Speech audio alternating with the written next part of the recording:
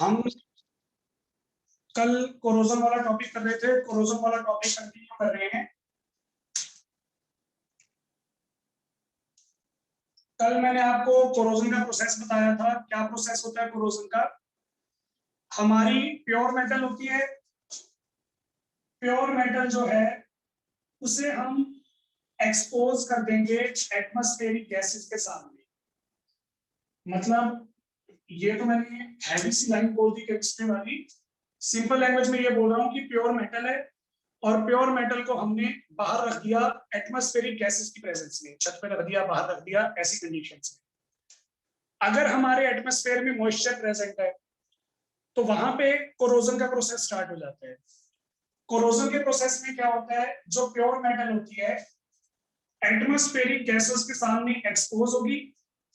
Atmosphere में से कुछ इंपॉर्टेंट गैसेस जैसे कार्बन डाइऑक्साइड है, ऑक्सीजन है, वाटर है। वाटर गैस मतलब वेपर्स, तो ये जो होती है ये हमारी मेटल के साथ इंटरेक्ट करती है। एटमॉस्फेरिक की ये वाली गैसेस प्योर मेटल के साथ इंटरेक्ट करेंगी और मेटल को कन्वर्ट करना स्टार्ट कर देंगी नए कंपाउंड्स में। मेटल के ऑक्साइड्स बना देंगी, मेटल के कार्बोनेट्स बना देंगी, मेटल के सल्फाइड्स बना देंगी। जो प्योर मेटल थी वो इन कंपाउंड्स में कन्वर्ट होना स्टार्ट हो गई, यानी कि हमारी प्योर मेटल जो है वो खराब होना स्टार्ट हो गई। इस प्रोसेस को हम बोलते हैं कोरोजन, जिसको आप हिंदी में बोलोगे कि मेटल जो है उसको जंग लगना स्टार्ट हो गया। बात समझ में आई? कोरोजन का जो प्रोसेस है वो क्या है? कोरोजन का प्रोसेस होता है eating up of metals. Metals की ईटिंग हो रही है, किसके द्वारा? किसके थ्रू? एटमॉस्फेरिक गैसेस के थ्रू, जो प्योर मेटल के साथ इंटरेक्ट करके CO2, मतलब गैसेस में बता रहा हूँ, CO2 ऑक्सीजन और वाटर के साथ इंटरेक्ट करके ऐसे कंपाउंड बनाने स्टार्ट कर देती है। हमने यहाँ पे किस मेटल के बारे में बात करनी थी? आयरन मेटल के बारे में। आयरन मेटल जब एटमॉस्फेरिक गैसेस के साथ कंबाइन करती है तो ऑक्साइड में कन्वर्ट हो जाती है। पहले तो प्योर मेटल थी, लेकिन जैसे ही आयरन की कोरोजन हुई, आयरन हमारा कन्वर्ट हो जाता है iron oxide plus X parts of water, यानी कि रस्ट में कन्वर्ट हो जाता है। ये जो कंपाउंड है इस कंपाउंड को हम क्या बोलते हैं? रस्ट। रस्ट का मतलब जंग लग गया। जो आपकी प्योर आयरन होती है वो ग्रेइश कलर की होती है, लेकिन जब उस पर जंग लग जाता है तो वो आपकी रेडिश ब्राउन हो जाती है। तो वो जो रेडिश ब्राउन कंपोनेंट होता है वो रस्ट होता है। ठीक है, फॉर्मूला मैंने बता दिया। एक्स मैंने यहाँ पे क्यों नहीं बताया? क्योंकि हमें नहीं पता कितने पानी के मॉलिक्यूल हैं, ये वेरी करते रहते हैं। आपने कभी सुना होगा किसी मेटल के कंटेनर को ज्यादा जंग लगा हुआ है या कम जंग लगा हुआ है, उसके अकॉर्डिंग पानी के मॉलिक्यूल वेरी करेंगे। अगर अभी नया नया जंग लगना स्टार्ट हुआ था, हल्का हल्का रेडिश ब्राउन है, तो पानी के मॉलिक्यूल कम आ रहे होंगे। जैसे जैसे जंग बढ़ता जाएगा वैसे वैसे पानी के मॉलिक्यूल भी ज्यादा होते जाएंगे। बात समझ में आ गई? तो ये अपने पास अपना कल वाला इंट्रोडक्शन था। मैंने आपको रस्टिंग ऑफ आयरन समझाना था। हम रस्टिंग ऑफ आयरन पढ़ रहे थे with the help of electrochemical theory.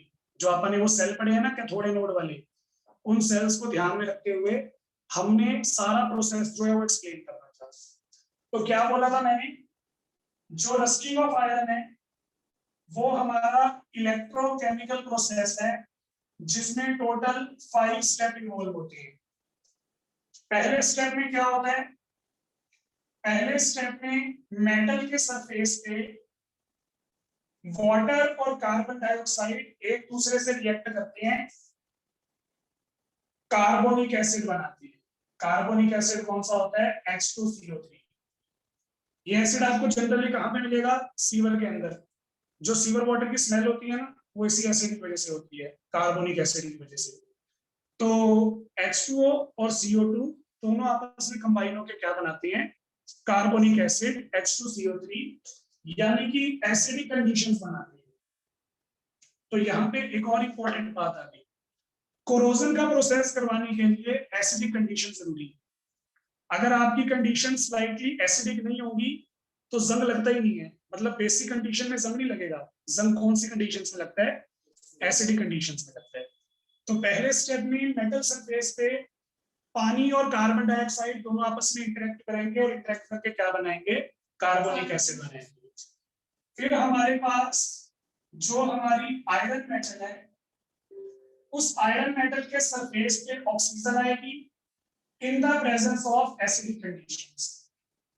Iron metal के सरफेस पे ऑक्सीजन आएगी, एसिडिक कंडीशंस में आयरन की ऑक्सीडेशन करवा देगी।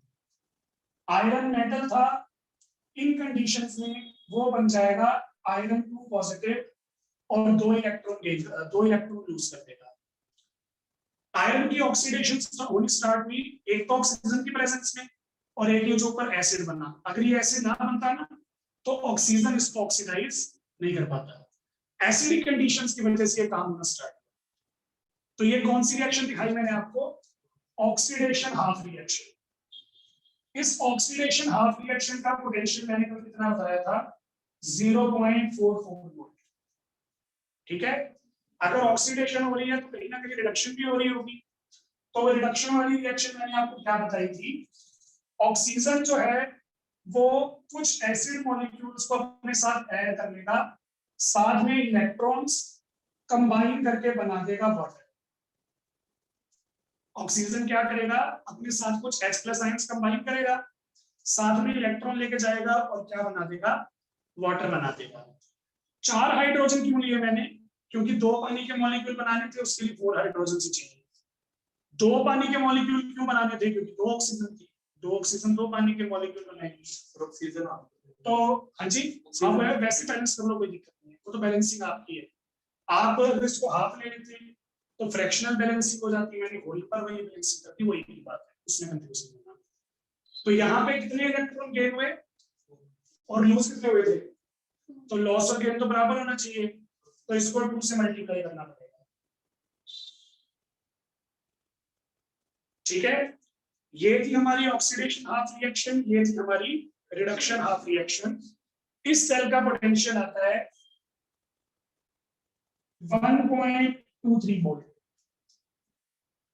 ठीक है ना? तो ये अपने पास अपना केस आ गया।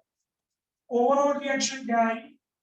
ओवरऑल रिएक्शन आई, इलेक्ट्रॉन से इलेक्ट्रॉन कैंसिल हो गए और तो कुछ कैंसिल नहीं हो रहा, ऐड कर दो 2Fe plus O2 plus 4H+ changes to 2Fe2 positive plus 4H2, sorry 2H2।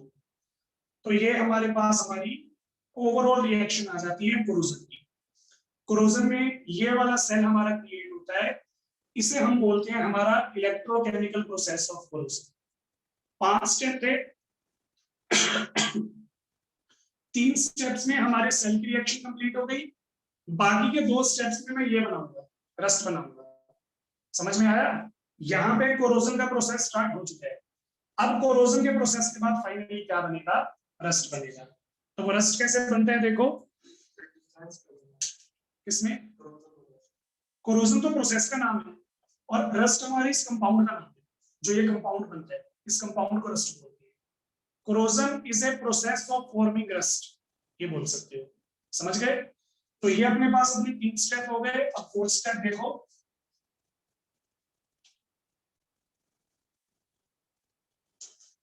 जो हमारा आयरन है, आयरन 2 पॉजिटिव, ये बना यहाँ पे। ये आयरन 2 पॉजिटिव रिएक्ट करेगा वाटर के साथ, वाटर के साथ रिएक्ट करेगा, बनाएगा फेरिक ऑक्साइड। अब ये थोड़ा सा बैलेंस करवा देती है। फॉर्मूला क्या है? Fe2O3, कितने आयरन है? 2, ऑक्सीजन कितने हैं? 3। तो एक बार देखो, यहां से 3 ऑक्सीजन चाहिए तो 3 से मल्टीप्लाई करना पड़ेगा, यहाँ पे 2 Fe है तो 2 से मल्टीप्लाई करना पड़ेगा। 2 Fe हो गए, 3 आयरन हो गए, हाइड्रोजन कितने बने? 6। तो यहाँ पे 6H+ हमारे साथ में प्रोड्यूस होती है। बात समझ में आई?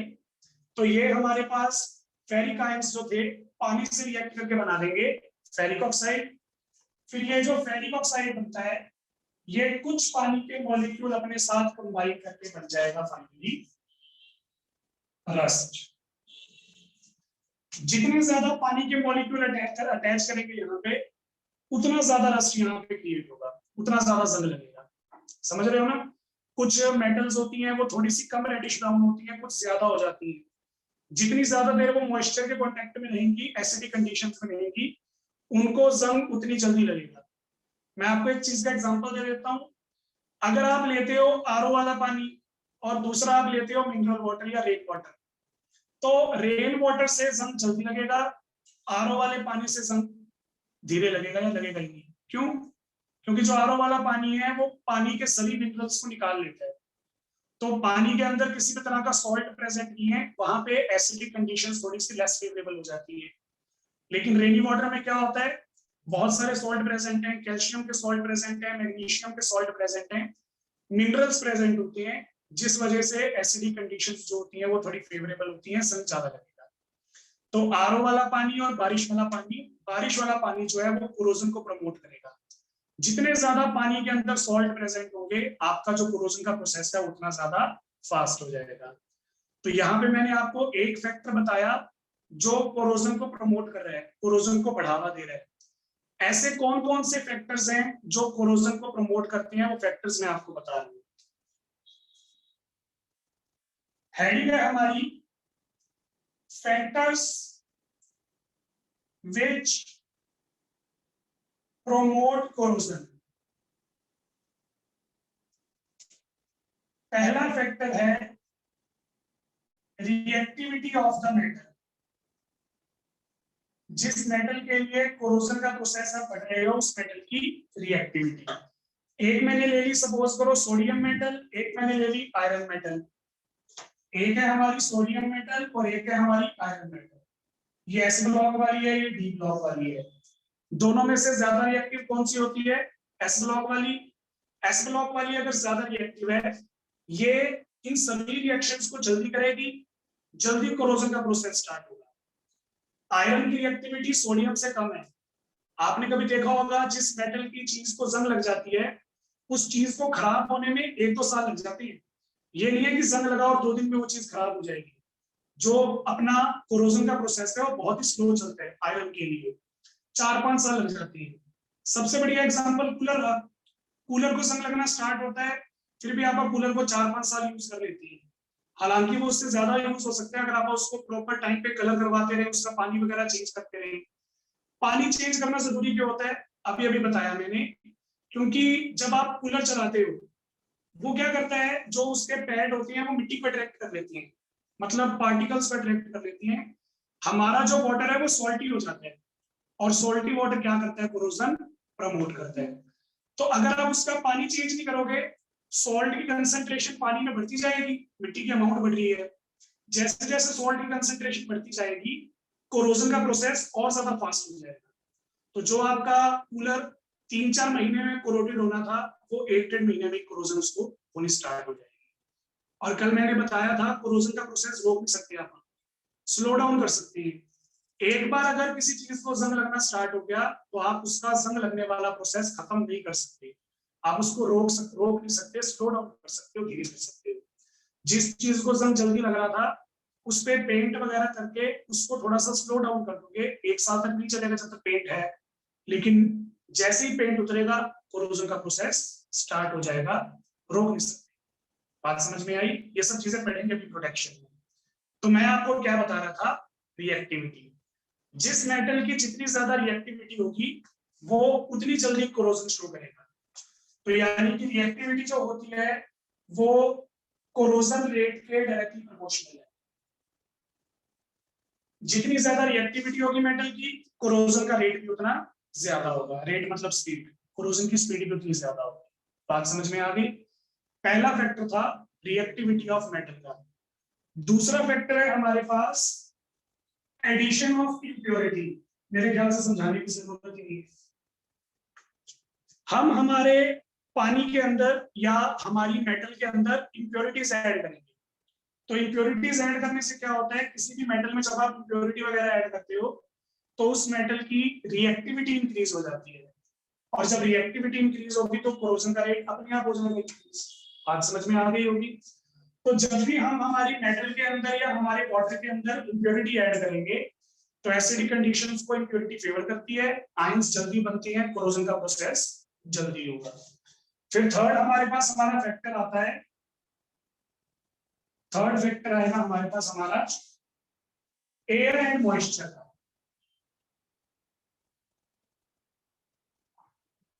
एक तो मैं आपको नॉर्मल कंडीशंस बता रहा हूं, जैसे कंडीशंस आज थी, धूप वगैरह काफी थी आज, है ना, और एक कंडीशंस कल वाली, जो कल शाम को कंडीशंस थी हल्की फुल्की बारिश वाली। दोनों कंडीशंस में क्या फर्क है? अगर मैं आपसे पूछूंगा तो आप बोलोगे सर आज वाला मौसम थोड़ा ड्राई है, गर्मी ज्यादा है, और कल वाले मौसम में थोड़ी प्रेसिपिटेशन ज्यादा थी, नमी ज्यादा थी, हल्की हल्की बूंदाबांदी भी हो रही थी। तो वो क्या होता है, पानी प्रेसिपिटेट होना स्टार्ट हो जाता है क्योंकि मॉइस्चर बहुत ज्यादा था। तो यही कंडीशंस मैं बता रहा हूं। अगर प्योर मेटल हमारी रहेगी ड्राई कंडीशंस में, जहां पे धूप वगैरह फुल पड़ रही है, पानी है ही नहीं एटमॉस्फेयर में, तो जब तक मॉइस्चर नहीं मिलेगा पहला स्टेप नहीं होगा। अगर हमारे एयर में पानी नहीं है, पानी नहीं है तो ये वाली रिएक्शन हो नहीं सकती। जब तक ये वाली रिएक्शन नहीं होगी कार्बोनिक एसिड नहीं बनेगा, एसिडिक कंडीशन प्रोड्यूस नहीं होंगी, संग लगेगा ही। लेकिन जैसे ही एयर के अंदर मॉइस्चर आना शुरू होगा, ये दोनों आपस में रिएक्ट करके कार्बोनिक एसिड बनाएंगे, हमारी जो मेटल होगी वो कोरोड होना स्टार्ट हो जाएगी, जंग लगना स्टार्ट हो जाएगा। तो ये हमारे पास हमारा तीसरा फैक्टर है। एयर के अंदर मॉइस्चर ज्यादा होगा तो कोरोजन का रेट ज्यादा, और अगर मॉइस्चर कम होगा तो कम। फिर हमारे पास हमारा अगला फैक्टर आता है strain in the metals. Strain का मतलब क्या हुआ, हमने हमारी मेटल को तोड़ मरोड़ दिया, मतलब बेंड कर दिया, समझ रहे हो। एक तो आपके पास मेटल का पीस है बिल्कुल स्ट्रेट, एक आपने उस पीस को थोड़ा बेंड कर दिया। जब आप मेटल के पीस को बेंड करते हो तो जिस पॉइंट से आपने बेंड किया होगा वहां पे एटम्स के बीच के जो बॉन्ड होते हैं वो लूज हो जाती हैं, वीक हो जाती हैं। एक तो आपके पास आपकी बिल्कुल स्ट्रेट मेटल का पीस था ऐसे, हमने उस पर थोड़ा सा हिट करके हथौड़े वगैरह से उस मेटल को थोड़ा सा बेंड कर दिया। तो आप कभी भी देख लेना, जब आप मेटल को थोड़ा सा बेंड करते हो, बेंड करने पे नया सरफेस एक तरह से डेवलप हो जाता है, नई उसके ऊपर बाउंड्री सी जो है वो आ जाती है। क्योंकि जब हमने हमारी मेटल को बेंड किया तो कुछ एटम्स या मॉलिक्यूल्स डिस्प्लेस हुए, जिस वजह से नया सरफेस आ जाता है। उस नए सरफेस पे मॉइस्चर का अटैक करना इजी है, क्योंकि उस नए सरफेस पे बेंड होने की वजह से मेटल की बॉन्ड्स क्या होगी, वीक। तो जिस भी पॉइंट से मेटल मुड़ी होती है या मेटल में जिस पॉइंट पे होल होगा वहां पे जंग लगने के चांसेस ज्यादा होते हैं। मैं आपको एग्जांपल दे देता हूं, जैसे मान लो ये बेंचेस हैं, अभी तो अपन ये बेंच जो है वो कलर करवा रखी है, तो इस बेंच में आप देख सकते हो लोहे की बॉडी है और हमने अलग अलग जगह पे नट्स लगाए हुए हैं। तो अगर इस बेंच को जंग लगेगा ना तो कहां से लगेगा, जहां पे ये नट्स है, क्योंकि वहां पे होल है, और जहां पे होल होगा स्ट्रेन या बेंड प्रेजेंट होंगे, वहां पे कोरोजन का अटैक करना सबसे इजी होता है, क्योंकि बोन्स वहां पे क्या होती हैं, वीक होती है। तो मान लो ये अपना मेटल का पीस था, यहाँ होल है, यहाँ होल है, यहाँ होल है, जहां जहां पे मैंने होल्स कर रखे हैं या जिस पॉइंट से मैंने मेटल को बेंड कर रखा है वहां पे रिएक्टिविटी क्या होगी, ज्यादा होगी, रिएक्टिविटी ज्यादा होगी, बॉन्ड वीक होंगे। ठीक है, तो ये अपने पास अपने कुछ एक फैक्टर थे जो कोरोजन को प्रमोट करते हैं। मेटल की रिएक्टिविटी कम होनी चाहिए अगर हम कोरोजन नहीं करवाना चाहते। मैं आपको सारी बातें बताऊंगा कोरोजन ना करवाने के लिए। मेटल की रिएक्टिविटी कम होनी चाहिए, इंप्योरिटी उसमें ऐड नहीं होनी चाहिए, ड्राई एयर होनी चाहिए, मॉइस्चर नहीं होना चाहिए, और फाइनली जो हमारी मेटल है उसमें किसी भी तरह का कोई बेंड प्रेजेंट नहीं होना चाहिए, टूटी फूटी मेटल नहीं होनी चाहिए, सिंपल भाषा में। तो ये हमारे कुछ एक फैक्टर थे जो कोरोजन को प्रमोट करते हैं। यहां तक किसी ने कुछ पूछना तो पूछ सकता है। अच्छा कोई डाउट है तो पूछ लो।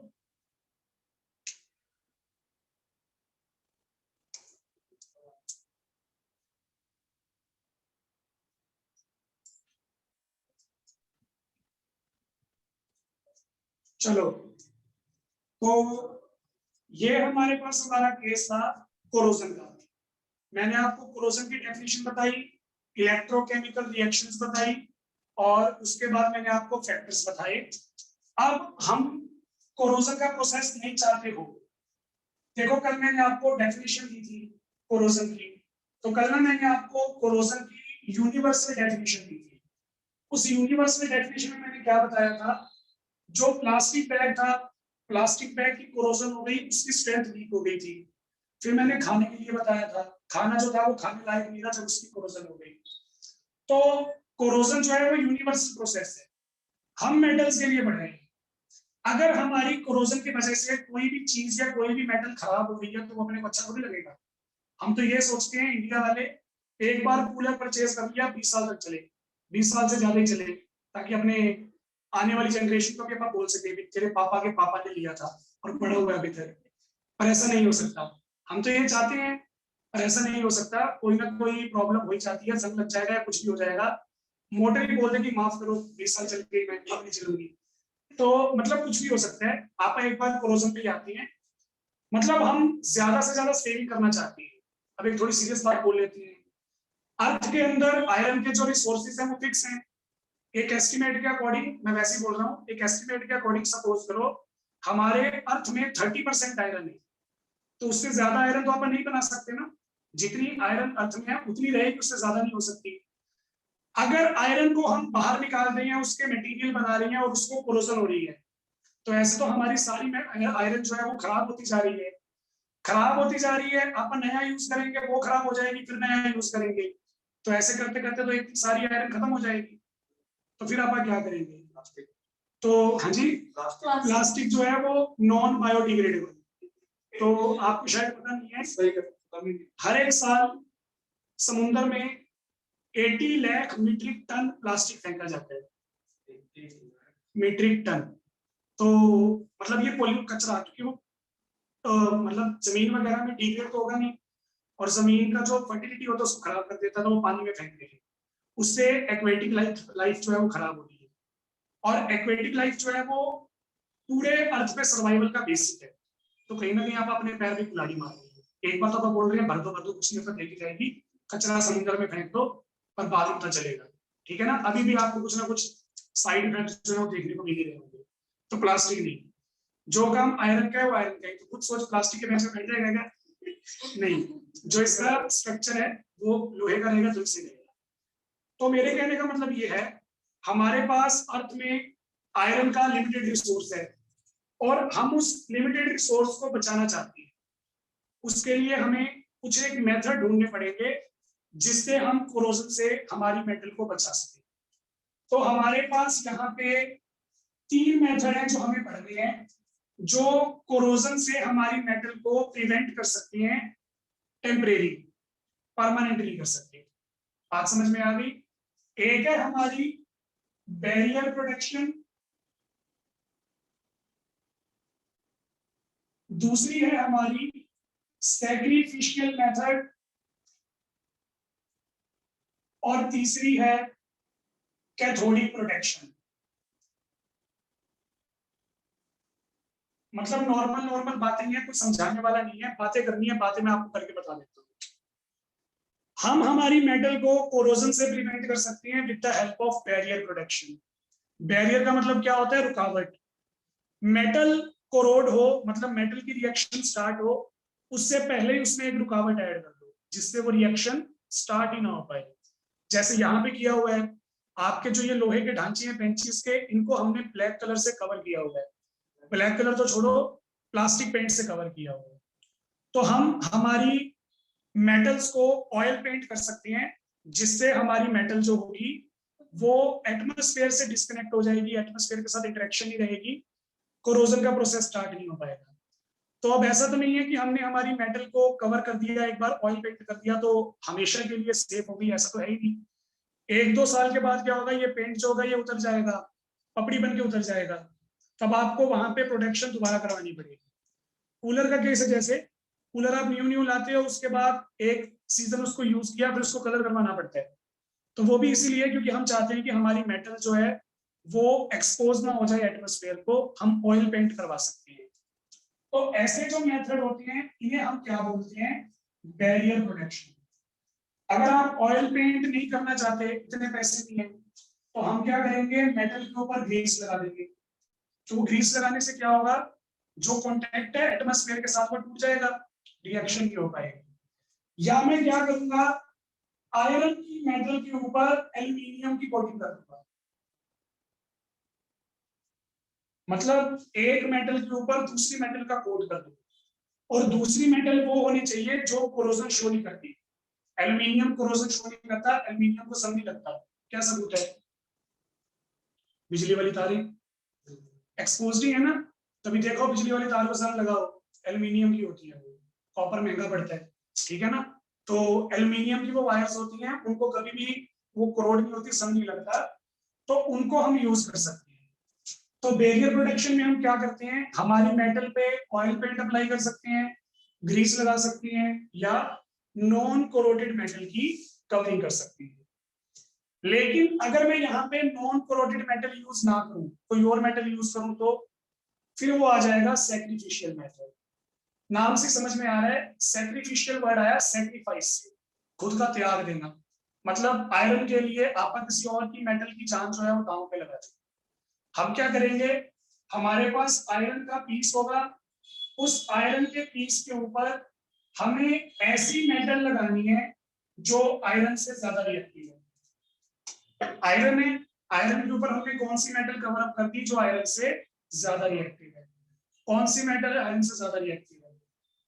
10th वाली सीरीज कल्लू नाम का मंगता है ना, वो सारी याद कर लो। अगर वो याद नहीं करनी तो इलेक्ट्रोकेमिकल सीरीज देख लेना। इलेक्ट्रोकेमिकल सीरीज में आयरन से नीचे जितने भी होंगे वो सारे आयरन से ज्यादा रिएक्टिव होंगे।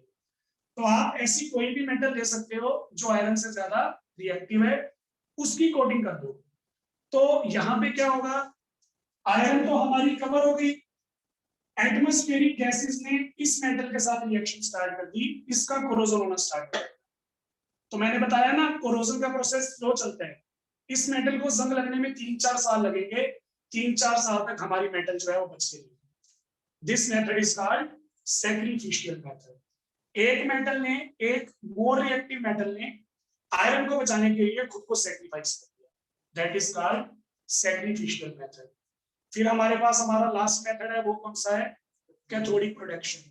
कैथोडिक प्रोटेक्शन में क्या होगा, एक हमारे पास हमारा आयरन का पीस है, उसके साथ हमने एक और मेटल रख देनी है, सपोज करो मैग्नीशियम रख दी, जो आयरन से ज्यादा रिएक्टिव है। कवर नहीं किया मैंने, दोनों को अलग अलग रखा। फिर इस मेटल को मैं आयरन के साथ कंबाइन कर दूंगा with the help of wire. क्या कर दूंगा? With the help of wire, more reactive metal को आयरन के साथ कंबाइन कर दूंगा। अब अपन गैल्वेनिक सेल पढ़े हुए हैं ना, जो मोर रिएक्टिव मेटल होती है उसे अपन क्या बोलते हैं? एनोड। और जो लेस रिएक्टिव मेटल होती है उसे अपन क्या बोलते हैं? कैथोड। तो जब मैंने आयरन के साथ मोर रिएक्टिव मेटल लगा दी, वायर से उसको कंबाइन कर दिया, तो ये कोरोजन नहीं होने देगी। कैसे नहीं होने देगी? एटमॉस्फेरिक गैसेस ने इसके अटैक किया, अटैक करने पे क्या होता है, आयरन जो है वो ऑक्सीडेशन शो करता है। अभी रिएक्शन दिखाई थी ना, रिएक्शन नंबर 3, उसमें मैंने क्या बोला था, आयरन जो है वो आयरन 2 पॉजिटिव में ऑक्सीडाइज हो है, जो इलेक्ट्रोकेमिकल थ्योरी थी। तो हमारी एटमॉस्फेरिक गैसेस आयरन पे अटैक करेंगी, आयरन 2 इलेक्ट्रॉन लूज करेगा। जैसे ही आयरन 2 इलेक्ट्रॉन लूज करेगा, मैग्नीशियम अपने 2 इलेक्ट्रॉन ट्रांसफर कर देगा with the help of wire. तो यहाँ पे आयरन के 2 इलेक्ट्रॉन गए, जैसे ही आयरन के 2 इलेक्ट्रॉन गए, आपने इसको 2 इलेक्ट्रॉन वापस कर दिए, तो ये आयन में कन्वर्ट होगा ही नहीं। इसका मतलब रिएक्शन जो थी वो चालू ही नहीं हो पा रही, क्योंकि जैसे ही आयरन का आयन बना, हमने 2 इलेक्ट्रॉन ट्रांसफर किए, 2 इलेक्ट्रॉन ट्रांसफर करते ही ये वापस एटम बन जाएगा। तो इसका मतलब हम इलेक्ट्रोकेमिकल सेल वाली रिएक्शन होने ही नहीं दे रहे। तो इस मेथड को हम क्या बोलते हैं? Cathodic protection. कहां से आया नाम? आयरन कैसे बिहेव कर रही है, और हम कैथोड वाली मेटल को प्रोटेक्ट कर रहे हैं बाय कंबाइनिंग अनदर मेटल। तो कैथोड वाली मेटल को प्रोटेक्ट कर रहे हैं from the corrosion. This method is known as cathodic protection. 2-3 साल बाद हुई, वो तो फिर हम पीस चेंज करेंगे, हमें वही बोल रहा हूँ ना, कुछ ना कुछ तो करना ही पड़ेगा, कुर्बानी देनी पड़ेगी। अभी तो एक बार यहाँ पे आयरन का प्रोसेस स्टार्ट नहीं हो रहा, तो मैंने आपको पहले ही बोल दिया था ये तीनों मेथड टेम्परेरी है, परमानेंट कोरोजन रोक ही नहीं सकते, ये तो चलेगा ही चलेगा, अभी तक तो नहीं रोक सकते। कल को क्या पता कोई टेक्नोलॉजी आ जाए, अभी तक ऐसा कुछ नहीं, ठीक है ना। तो ये अपने पास अपने 3 मेथड थे, चैप्टर यहाँ पे कंप्लीट हो गया। किसी को कुछ पूछना है तो बोल दो। सैक्रिफिशियल वाले लेस रिएक्टिव तो फिर वो रिएक्ट नहीं करेंगे, वो तो बैरियर वाला काम आ गया। वो ऐसे देखते नहीं करे तो बचा लेंगे। हाँ तो एक मेथड था वो मैंने बताया, उसके अलावा भी तो मेथड बतानी है। हाँ जी बच्चे, कोई दिक्कत है तो बोलो। No sir.